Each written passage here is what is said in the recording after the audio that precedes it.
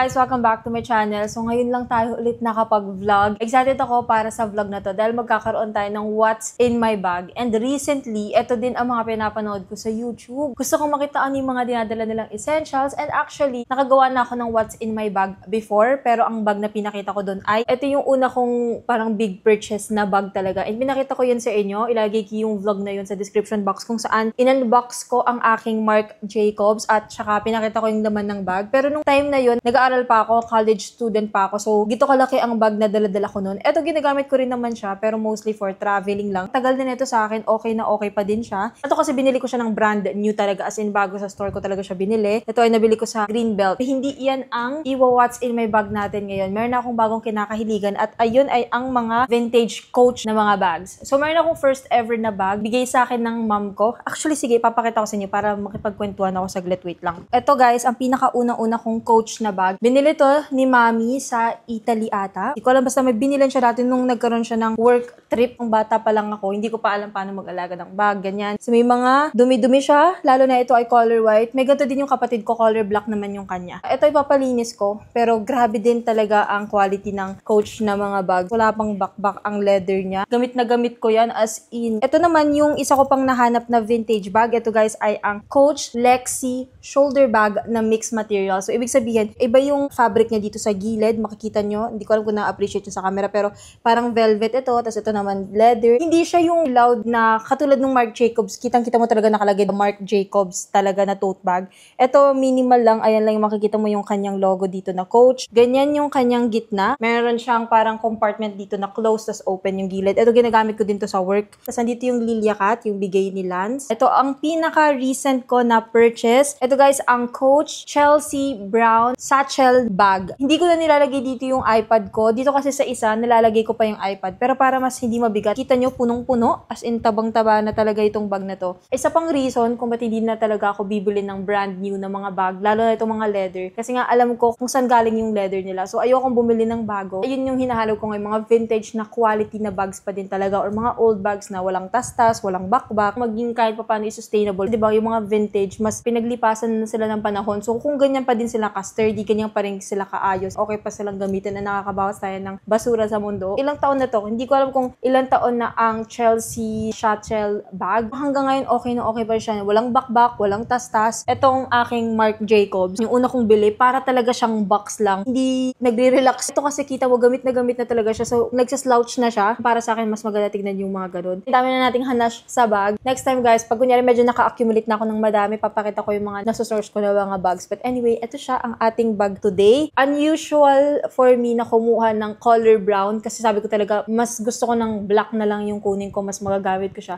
Pero ito, gusto ko yung pagka-brown. Pagka-open mo, may turn twist siya. Ganto kadami yung laman ng bag. Iisa-isahin natin. Hindi ko alam anong uunahin ko. So, first na lang is ang aking wallet. Bigay to sa akin ni Lance. Binili na to sa akin sa Charles & Keith. Normal na black na wallet. Ganyan siya. Mayroon ding coin purse or lagayan ng coins sa likod na sabi ko sa sarili ko hindi ko pupunuin. Pero ayan, punong-puno na naman siya ng coins. And nakakasira ng wallet ang coins. But anyway, ayan. Ito yung kinuha ko. Yung hindi lang for card. Kasi gusto ko talaga sa isang kuwaan. Pag may kailangan ako, nandun na yung coins, nandun na yung cash. Hindi na dalaw-dalawang wallet pa. So ayan, tas maliit lang siya. So kasyang-kasya sa bag. Next naman is ang lagayan ko ng salamin. Most of the time, lalo na sa office, nakasalamin na lang ako. Hindi ako nagko-contact lens. Actually, pag nagwa-vlog lang ako, kunyari talking portion, dun lang ako nagko-contact lens. Pero lagi ako nakasalamin. Ayoko kasing magre-reflect yung ilaw sa lens. Kung ano yung bigay ng EO, yun na lang yung lagayan ko. Ang power bank. Actually, itong power bank na to kay Lance to. Pero pinahiram niya sa akin kasi kakagaling ko lang sa work trip na wala yung isa kong power bank. So, ito na muna yung pinahiram niya sa akin. Pero ibabalik natin to. Pero yung isa kong power bank, kanya din. Anyway, ayan. Meron din ako dalawang nut bars dito. Kaya ako may ganito sa bag. Kasi sometimes, wala nang time para mag-breakfast. Ito lang ang breakfast ko. Or kunyari, medyo nagugutom ako, tapos hindi na ako makakabili ng snacks sa kung saan man. At least meron na ako sa bag. So, ito guys ay Mco nut bars, almonds and pecans. Masarap siya. I think available to sa Lazada. Ilalagay ko yung link sa description box. Pero ito ay soy-free, palm oil-free, and dairy-free siya. Maglagay kayo ng mga ganito or kahit mga peanuts sa bag nyo. Lalo na kunyari on the go, dami nyo kailangan gawin. At least, diba, hindi ka na magagahol maghanap ng bilihan ng snack. Meron pa, tas healthy pa siya. And magandang gawing breakfast ang nuts, guys. Sinerch ko na yan. Ang aking alcohol, kailangan pa din natin to. Pagkatas mag-CR, ready na agad mag-alcohol. Ay, by the way, yung lining, yung loob niya, guys, ay purple. Katulad ng stitching niya, isa sa mga kulay na gusto ko talaga. Meron siyang zipper pockets dito, tas meron din siyang compartment na dalawa dito sa kabila. So, unahin natin itong isang side. Nagdadala lang ako ng mini wipes. Ito ay galing sa Sanicare. Available din to online. Ilalagay ko yung link nito sa description box. Pero meron silang yellow, meron silang green or blue ata. Hindi siya nakakaano ng space. Maliit lang kasi siya. Ito, daladala ko din yung isa kong phone. Ito guys ay galing Realme. Pinadala nila to sa akin. Hindi ko na maalala. Ang tagal na actually. Hanggang ngayon okay pa din. Ginagamit ko to for data. Meron siyang GOMO. Yung nabanggit ko before sa inyo. Pwede mo siyang loadan. May data siya. Tapos may pan-text, may pantawag. Andito ang aking lipis. Bagong padala lang to ng Shein. Thank you so much Shein for collaborating with me and for sponsoring this video. Pero ipapakita ko sa inyo na talagang ginagamit ko yung mga bago kong makeup or beauty products na ipapakita ngayon. Panibago kong gustong nahanap na makeup na line or store sa Shein. Joycey. Pati itong isa. Joycey din. Ang ganda nito. Ito yung gamit ko ngayon actually. Metal yung kanyang tip. Tapos ang lamig nito sa bibig, ayan siya. Para siyang lip balm na lip gloss. Nakakaano talaga siya para hindi mag-dry yung lips. Tapos since ito ay clear mocha, hindi ganun ka-evident yung color niya. Tapos parang nagiging dark yung lips ko. Tinatap ko siya netong isa pang lippy naman. Ayan. Ganyan-ganyan lang. Tapos malambot. Para talaga siyang lip gloss or lip balm. Hindi siya yung katulad ng lipstick na very nagda-dry talaga sa labi. Ito guys, ang iba ko pang mga nakuha na ipapakita ko din sa inyo. Mga ibang shade. Pero again, galing silang Joycey at ang ganda ng kanilang packaging. Nakikita niyo ba yung packaging? Hindi ko po ito nagagamit. Ito naman medyo dark lang din siya. Ayaw kong iswatch lahat guys kasi nasasayangan ako. Gusto kong hindi sayangin yung mga nakukuha ko kaya hindi ko yan isa-swatch. Cute ng packaging niya. Ribbon siya. Actually, in-unbox ko to sa Instagram. Makikita niyo. Pero ganyan din to. Ayan siya. Nandun lang sila sa shade na dark red or dark pink. Hindi ako masyadong light na kulay. Pero ang ganda din ng packaging nito. May parang pa-ribbon-ribbon na siya. Ito, nagamit ko na siya. Joycey din to. Ito, mas dark. Pamalitan ko dito. Ang ganda din ng packaging niya. Metal din yung kanyang tip. At saka ang lamig pag nasa aircon ito. Tapos pag nilagay mo sa lips, as in, ang lamig niya talaga. Ito naman light color, Joycey din. Hindi ko pa rin ginagamit. Unused. Metal tip din siya. Kumuha din ako ng panibago kong concealer. Mamaya dito, mayroon na kasi akong makeup dito sa bag. Meron na siyang kasamang brush dito sa gilid. Ganito siya ma-open. Ganyan. Ito naman, guys, ay sobrang cute din. Kakaiba siya. Pabilog siya. Actually, pwede mo siyang isabit sa bag. Lip and cheek tint din siya.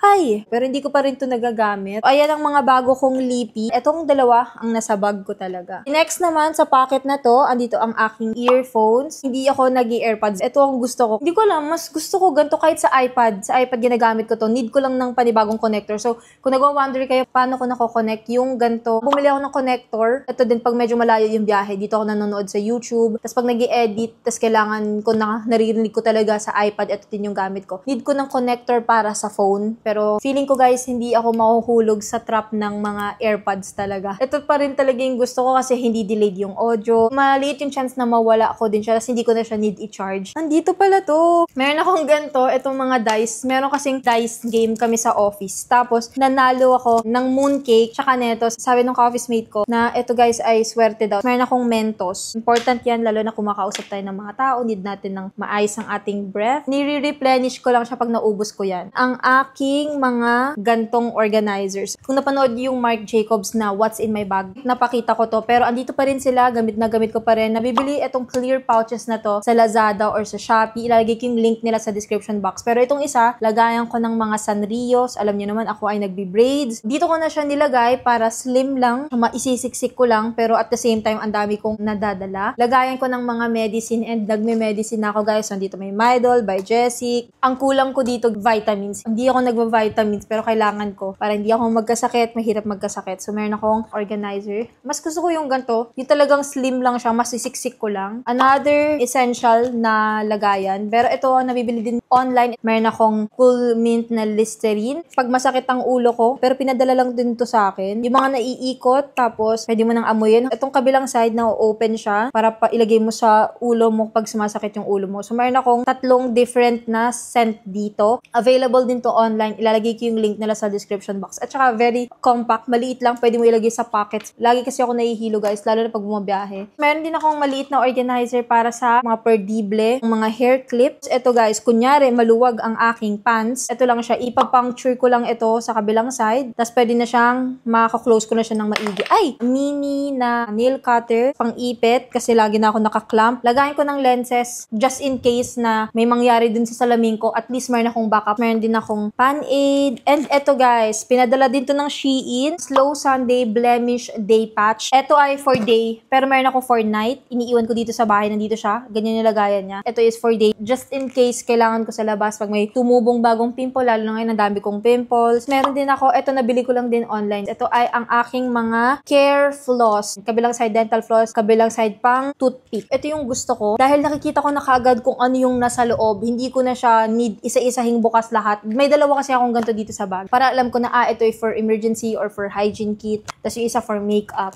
So anyway, ayan yan. Next naman ang aking makeup bag and brushes. Ayan. Since ngayon lang tayo ulit nag-catch up, bago na halos lahat ng makeup kit ko. And ito ay bagong padala din ng Shein. Kaya excited ako ipakita sa inyo. Blush. And very compact. Yung kabilang side niya ay stick. Lalagay ko lang siya ng ganyan. After nyan, hindi ko na need magdala ng separate dito na brush. Kasi yung kabilang side niya ay sponge. Pagkalagay mo, lalo na ngayon, kailangan mabilisan lahat. Paglagay ng blush, mix agad. Galing ito sa bago kong nahanap na brand sa Shein, ang Joycey. Ito naman guys ay galing Uni. Ito ang aking eyeliner. Joycey din. Dew Drop Glaze Lip Oil. Metal yung tip niya, pero yung paligid ay parang brush. So medyo dark din yung kulay niya, pero dinadala ko lang din kasi mas slim lang din siya. So may option ako kung sakaling yan yung gusto kong gamitin. Meron akong two-sided na mascara. Bago na din to. Double brush mascara. Yung kabilang side ay manipis. Yung kabilang side naman ay hindi siya yung makapal na spoolie. Dalawang side lang yung may brush talaga. Tapos manipis at makapal. Ganyan siya. Slim-slim pa niya, diba? Tapos double-sided na. Like, magkabilang side na siya. Ito, inuubos ko na lang ang Shiglam ko na contour. Pinamigay ko na at pinag-giveaway ko na halos lahat. Ito, shade niya is terracotta. And bago din to, galing naman tong Vichy, ang aking panibagong concealer. Itong taas na part, ito yung pinaka-used ko. May mini mirror siya dito. Blush din siya, pero powder. Ang ganda lang din ng packaging. Tapos ang pinaka-gusto ko, ang liliit nila. Usual na sizes, diba? Kaya sila nakaka-accumulate ng space. Ang lalaki nila. Pero itong mga bago kong nakuha, very cute, very compact. Ayan, sila maliliit, maninipis. Doctor Sensitive All Day No Sebum Blur Powder. Soft Focus Effect Natural. Pinadala lang din to sa akin, galing Clio. Ang ginagawa ko na kasi ngayon is, eto na muna. Tapos, lalagyan ko ng konting concealer yung mga kailangan ng concealer. Curler. Kasyang-kasya sila sa bag ko talaga. Hindi ganun ka bigat din. Since nakikita nyo naman yung size nila. Mini makeup brushes lang. Cute pa nung handle niya. Clear na ganyan. Tapos, may sizes for powder. Ito naman for concealer. Mini concealer pag maliliit lang yung need kong lagyan. Contour brush. And yun nga sabi ko sa inyo, hindi ko na kailangan ng makeup brush para sa blush kasi meron na siyang sponge. Ayan lang. 4 lang. Okay na ang aking araw. Mabilis lang din ako nakakapag-makeup sa ganito. Ang liit lang niya. Hindi siya nakaka-accumulate ng space. Very realistic siyang dalhin araw-araw kasi ganito lang siya kaliit. Meron akong ganito. Ito guys ay lagayan ko ng mga receipt. Kunyari may important na receipt akong need itago. May organizer na ako. Nabibili to sa National Bookstore. Manipis lang din to. Hindi na siya nagpapabigat ng bag. Grabe, may ganito na ngayon. May organizer na tayo ng receipt. Very nice. Ilalagay ko na lang yung link. Hahanapan ko kayo. Kung sakaling may ganito din kayo or ino-organize niyo yung mga receipts nyo para hindi mawala, para hindi magusot, hindi mabura. By the way guys, may Creed din. Kunyari naghahanap kayo, nagsisource kayo ng bag na Coach or ng talagang vintage na bag. Double check nyo itong Creed. Kailangan okay yan. Nasa search din yung nandyan. Tapos syempre, tignan nyo mismo yung bag kung talagang may ganung nilabas yung Coach. Para din hindi kayong mabudol kung magpo-purchase kayo ng vintage. Lalo na mahirap maghanap ng talagang totoo. Itong packet na to, tanggalin na natin ang laman. Nadala-dala ko yung passport ko. May organizer na ako. Kung naaalala nyo, pinakita ko na to sa inyo before. Customized siya from Shein. So nakalagay lang dito S. Aking vaccination card. Dala-dala ko pa din siya. So, ayan lang naman. Ibalik na muna natin to. Wait lang. Ayan lang ang laman ng bag ko. Ano kaya ang laman ng mga bags nyo? Ito yung kinakahiligan kong panoodin, yung What's in My Bag. Ganyan ko siya sinusuot. See? Ganyan siya pag nasa gilid. Very nice. Tapos ang dami mo nang nalalagay, tapos pwede mo siyang gawing handbag. Kaya din, hindi ko masyado nagagamit yung Marc Jacobs kasi naka-shoulder strap siya, as in sinastrap ko siya ng ganun. Sometimes gusto ko lang talagang nakaganto lang sa shoulder ko, nakaganyan lang siya. Like parang magiging mini bag lang siya. Kasi pag shoulder strap, or talagang yung strap, ang haba-haba niya, tapos may laptop bag pa ako, so parehas silang mahaba. Ito guys ay mahirap siyang gantuhin. 'Di ba? Parang ang weird nito pag nakaganyan. Kaya yun yung hinanap ko, lalo na ito din, pwede na siya sa shoulders din. Ang dami kong hanash, pero meron naman tayong mga sari-sariling preference sa kung ano yung gusto nating bag. Tayo lang din naman ang gagamit niyan. So, nag-enjoy ba kayo? Kasi ako mahilig akong tumingin ng mga bags. Pag may bag, na parang kakaiba na hindi ko nakikita sa store, yung mata ko nababali ang leeg ko talaga, tinitignan ko talaga, or talagang hindi mapipigilan ang bibig kong mag-compliment sa bag ng iba. Sasabihin ko, ganda ng bag mo, tambay ako ng Pinterest, mga vintage bag collection. Feeling ko talaga dahil ganun din yung mom ko. Actually, si mami, mahilig siya sa bags dati pa. Tapos alam niyo, sabi ko ng bata ako, hindi talaga ako mahilig sa bag. Bakit naman, bag lang naman yan.